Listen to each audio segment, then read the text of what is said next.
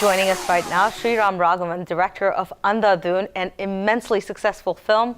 5 Filmfare Awards, opening night at IFLA. You've had quite the week. Yeah, having a terrific time, and the movie is released 6 months back in India, so it's still not letting me go. It's not letting you go. Would you rather it would let you go? Well, I'm not complaining, but I'm just saying, it's the first time we've got so much overwhelming love and so on, so it's good, yeah. Very complex plot. There was a lot of weaving. There's multiple story parallels. How did you guys keep it together? There were 4 or 5 writers in this film. In the first, so we kept brainstorming and discussing, and we were our own audience actually for a while. And it was, it's a process. That's how all our stories are written. So we had no idea it's going to, there was this worry that, will people understand the end, or will they get confused or, get put off. But somehow they just loved it, and so it's all worked for us. So now, speaking of the end, Viacom 18, who, you had some different opinions about how the end should play out. Walk us through that process. No, actually, from their point of view, they are probably right, because the Indian audience largely prefers, closures. They don't want ambiguity. They don't like these things. This is what we have all been witnessing, and we know that. So there's a little worry that, from their point of view, they are right. But from my point of view, it was a small movie. We were just trying to, so we wanted the freedom to do it as we wanted to do it. And finally, we kind of stuck to our guns and we won. Our real fight with Viacom was more on the trailer, how many spoilers to give out and so on. This was not a fight. This was just a discussion. This was just a discussion. So you said small movie. When you say that, you're referring to the budget, I take it.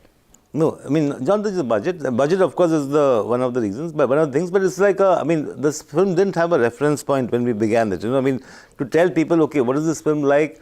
You can't name 3 films like, okay, it's like this Hindi film or that Hindi film. So there is no reference point for them. So my reference points are films like Fargo, the Coen brothers films and so on, which are not Hindi films, So this little friction happened, but it's all for the good, I think. It's okay. You've seen some success, obviously.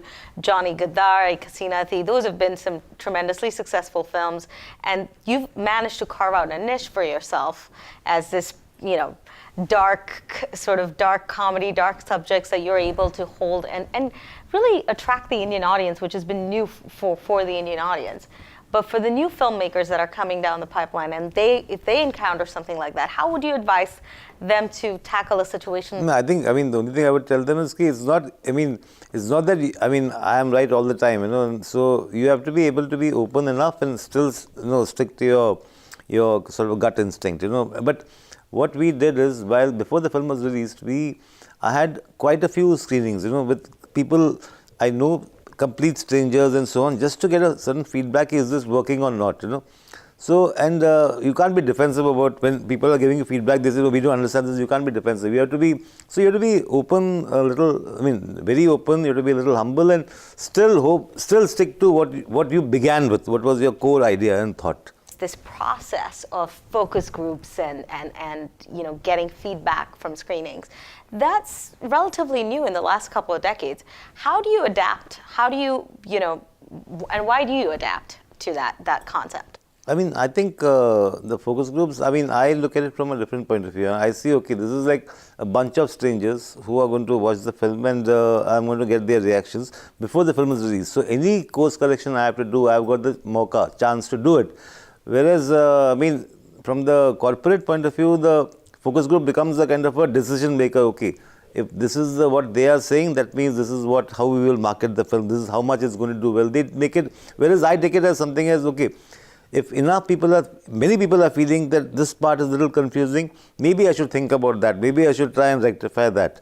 And if there are times when, for example, nobody in the focus group said the ending was confusing. They didn't have that problem. They had various other issues, which we probably corrected here and there, whatever issues they had. So I look at it, anyway, I do focus groups also with my own circle of friends and people who can be brutally honest with me. And how much of that feedback process do you think helps make you who you are and as successful as you? I think it's not like, you know, I'm the filmmaker, I'm the director, I'm the author. So nobody, I mean, I'm the boss. It's not like that. It's like, you know, there are too many people involved in making a good film or a bad film. So, so I think it's a very, I mean, I have had a very enthusiastic bunch of assistants and my entire team, my DOP, everybody was like, you know, we all had, a lot of people had different views now and then, but eventually, I mean, we all came on the same page. We are trying to make a good movie. That's our main thing, you know. So I don't get threatened by focus groups and things like that. I, in fact, embrace it.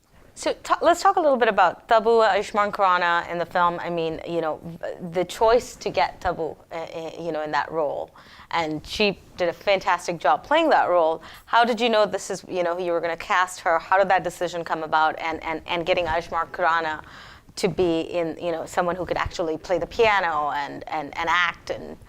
No, with Tabu, it was like, what happened is when my last film, Badlapur, had kind of was ready, and we were having a kind of a trial, and I was told, okay, you call your friends and so on. So I was thinking, okay, I called a few friends, but I loved Tabu as an actor, and I said, okay, and I had a number somehow. And so I said, I just texted her saying, there's a screening, so would you like to come? And she came, and she liked the film. And I was just happy she came and liked the film and so on. And she said, let's do something together whenever. And you can't just start writing something for an actor just because, you know, but luckily we stumbled on this story, and then she, like, while writing the script, I actually had her in mind, you know, and so she was the first person we cast, even before Ayushmann. Ayushmann came in a few months later.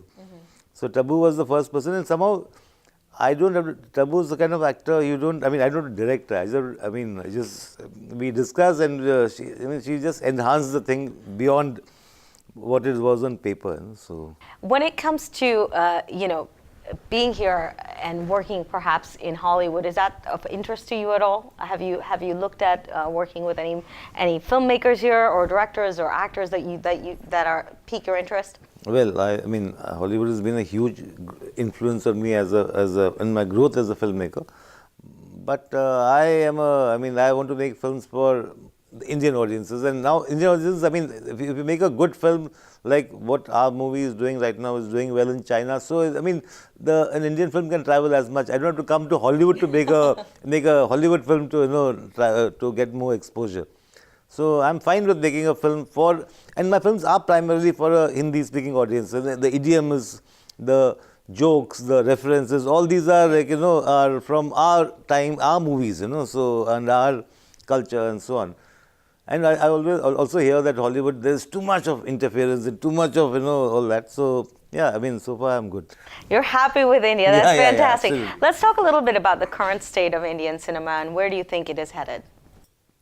Well, I think last year there were quite a few small films which did very well, small films which did well, and big films which unfortunately didn't do well. So I think it makes it kind of a level playing field where you can be a big star film or a small non-actor film, but within 3-4 hours of the film's release, it's all out. The result is out, and word of mouth really helps, social media really helps. If you're good, it gets spread that much, and if you're bad, well, you suffer that much too. Last question. Are there any filmmakers, current or past, that you hold in high regard, that you think are perhaps some new ones that you think are going to be doing great things, or someone in the past that you hold personally in very high regard? In the past, there are quite a few. I mean, a whole list of Let's talk about the future then. Right from Hitchcock and Coen brothers and Billy Wilder and so on. So, yeah, the past, there's, I mean, like I said, Hollywood has been a huge influence on me. I mean, I can just go on for another hour talking about the films that influenced me. And new ones, I mean, I think in India at least, I mean, there is at least some, I mean, I don't know, I'm not going only by last year, but there are quite a few good new voices coming in, and not only I'm talking about Hindi cinema, I'm talking about Indian cinema, you know, I mean, if you look at work in Malayalam cinema or Tamil and Marathi and Bengali, there's a lot of good stuff happening. Any particular names that you're personally excited about?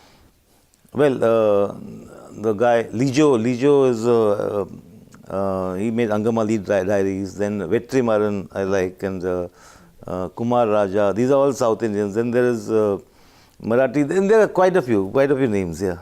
Fantastic. Well, we wish you further more success, if you can imagine that. And thank you so much for joining us. Thank you. That's been Sriram Raghavan, Thank you. director of Andhadhun. Thank you.